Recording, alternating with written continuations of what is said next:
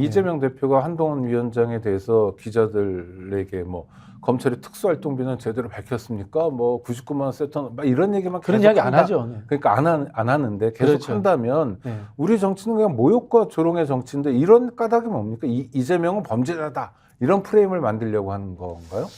프레임을 만들려고 하는 의도도 있고요. 네. 제가 보기에는 할 줄 아는 게 없어요. 그건 더 불행한데요. 네. 네네. 말씀드린 것처럼 국가 비전이라든가 경제 정책에 대한 이해도가 없으니까 네. 수사할 때 범죄자와 조롱하고 말싸움 했던 것들 네. 그대로 반복해서 하는 방식이 아닌가. 뭐 그런 생각이 들어요. 철도 관련해서 제가 오늘 좀 이야기를 좀 드리려고 하는데요. 지금 총선에서 철도가 쟁점이 되는 건 수도권의 철도를 도심의 철도를 지하화하겠다는 그렇죠. 특히 1호선 네. 지하화 문제인데요. 이게 이제 한동훈 비대위원장이 그런 이야기를 합니다.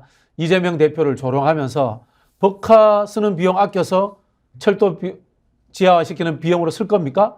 네. 이게 말이 됩니까? 국가 재정이 어떻게 운영되는지 아예 모르고 하는 이야기죠. 아니, 금액 차이가 비교가 안 되는 금액 차이가 금액이잖아요. 비교가 안 되죠. 그리고 또 두 번째 무슨 네. 이야기를 하냐면은 여당이기 때문에 우린 가능하고 야당은 할 수 없다 이런 네. 이야기를 합니다. 사실 이런 이야기를 하면 안 되죠. 네. 이게 야당을 무시하는 거고 국회를 무시하는 처사이기도 하고요.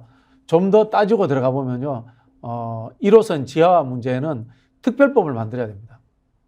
특별법이 지금 만들어져 있습니다. 야당이 이미. 협조 없이 불가능하죠. 네. 그다음에 불가능하죠. 예산 집행도 마찬가지죠. 불가능하죠. 예산을 통과시켜 줘야 되고요. 그리고 이게 국가의 그 국책 사업이 어떻게 움직이는지 예산 소요가 어떻게 되는지 절차를 전혀 모르는 거예요. 야, 할 줄 아는 게 없다. 그다음에 국정 현안에 대한 이해가 부족하다 이런 말씀인데요. 그렇다면 여당 대표로서는 굉장히 심각한 결격 사유 아닌가요? 근데 공부를 해야 되는데 네. 공부를 안 하는 거죠. 말장난하는 재미라든가 이런 데 네. 빠져 있는 거죠. 철도 지하화 문제를 제가 말씀을 좀 드릴게요. 네. 철도 지하화에 왜 특별법이 필요한가 하면요. 첫 번째는 이 우리나라 이제 국가재정법에 문제가 있습니다. 네. 보통 이제 국가의 자산이다 이렇게 우리가 이해를 하잖아요. 네. 근데 법에는 어떻게 되냐면요. 기재부 자산, 국토부 자산, 철도청 자산 이런 식으로 되어 있습니다. 지자체 자산. 네네.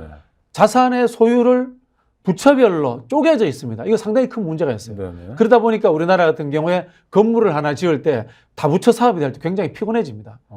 부처의 재산 관계가 불분명한 거예요. 네네. 근데 예를 들자면 이겁니다.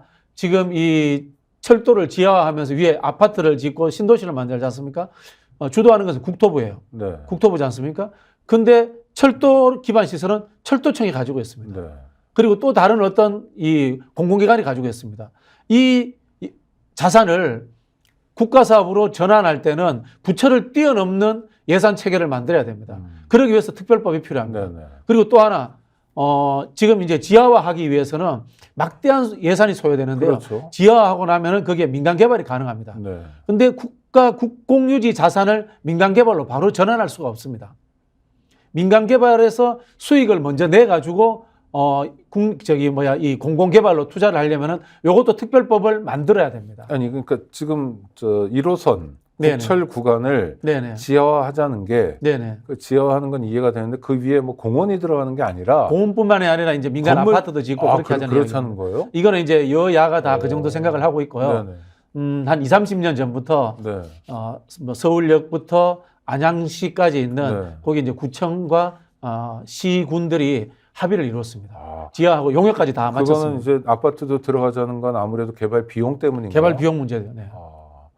기왕 하는 거 공원으로 공원도 하면 들어가는 걸로 되어 있습니다. 들어가겠죠. 근데 네네. 공원으로만 하면 정말 좋겠다는 생각이 순간적으로 드는데. 이거 대장동 사업 방식하고 비슷해요. 네. 50대 50으로 해서 이제 네. 제3세타 방식이라고 하는데 네. 민간 지분 50%를 주는데 대신 민간 지분에서 수익을 먼저 내 가지고 네. 공공에 투자하도록 하자. 이렇게 이제 선우가 좀 바뀌죠. 네. 이렇게 하기 위해서는 이제 특별법이 필요한 거고 이 사례가 부산에서 경부선 지하화하면서 비슷한 방식으로 이제 진행을 하고 있습니다. 그럼 교수님 기본적으로 도심 철도 구간의 지하화는 찬성하시는 거? 찬성하죠. 네. 네. 그럼 도시가 깨끗해진다. 소음 문제 뭐 해결하고. 소음 문제도 해결되고 네. 실제로 이 우리나라의 도시의 문제 중에 그 가장 큰 문제 중에 하나가 국공유지가 절대적으로 부족해요. 우리나라가. 그렇죠. 외국하고 네, 비교해서. 네, 그래서 실제로 개발 여력이 부족하고요. 네. 두 번째는 뭔가 하면요. 땅이 있는데 또 외곽에 있어.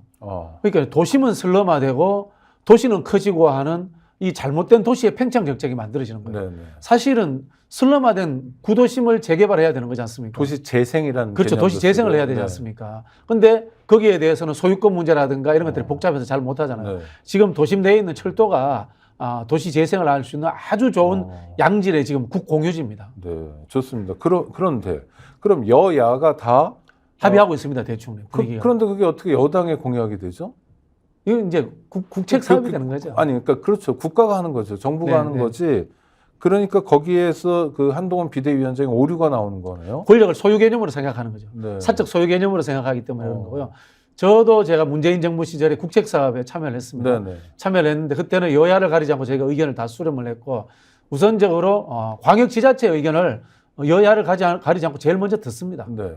뭐 예를 들자면은 대구 쪽의 사업이면 대구시장 의견을 첫 번째로 듣습니다. 대구시에 민주당 국회의원이 있더라도요. 네네. 그렇게 하는 거고요. 이런 그 1호선 지하 문제도 인근에 있는 지자체와 시민들의 의견을 우선 듣는 것이 중요하지 야당은 배제되고 여당이 계획 세우면 된다라고 하는 사고 자체가 거의 뭐 개발족대 시대나 군사정권 시절의 마인드인 거죠. 아니 그 광역단체장만 하더라도 서울시장은 국민의힘이지만 경기도지사는 그렇죠. 민주당 소속이니까 같이 협의를 해야죠. 야당도지사 협의 없이 이 사업을 추진 못할 것 같은데. 그렇죠. 네. 그럼 약간 선거 공약이라는 게 정말 빌공짜 공약에 가까운 거 아닙니까? 이렇게 되면. 그러니까 여야 합의하여 국가적으로 범정부 차원에서 진행하기로 한 국책 사업을 여당만의 공약인 것처럼 이야기하는 것 자체가 문제가 있는 거 아닌가요? 저는 이제 한동훈 비대위원장이 그렇게 네. 말하는 이유가 일부러 그러는 게 아니라 몰라서 그런 거라고 봐요. 아, 네. 이 국책 몰랐어. 아니, 네. 국책 사업이라는 네, 것은 네, 네. 그냥 대통령과 여당이 마음먹으면 돼 이렇게 생각하는 것 같아요. 네. 실제로는 소유권 문제와 결정권 문제와 광역시도와 굉장히 분산되어서 또 복잡하게 얽혀 있습니다. 네. 기초지자체도 또 얽혀 있고요. 그리고 결국은 아까 말씀드린 것처럼 국가재정법, 그다음에 광역도시개발계획 수립권, 그다음에 지방 관련 계획 수립권 이런 것들이 어디에 있는지 모르는 거죠. 이게 검사의 한 거죠. 아니, 저는 교수님 말씀을 다 받아들인다 하더라도 네. 그래도 정당의 대표잖아요. 네네. 정당은 구조가 있고 네네. 또 이 정당이 뭐 한동안 야당이었지만 그 전에 10년 가까이 집권했었고 그 이전에 훨씬 더 집권 경험도 많은데 어떻든 간에 그게 축적되어 있을 거 아닙니까? 당의 정책 기능도 있고 그런데 대표가 이렇게 아무것도 모르는 상태로 이런 공약을 남발해도 되나요? 정당이 사실 정부와 당정협의회를 자주 하지 않으면요. 그런 걸 잘 몰라요. 그게 또 현실입니다. 아, 정당의 힘이 빠지는 겁니까?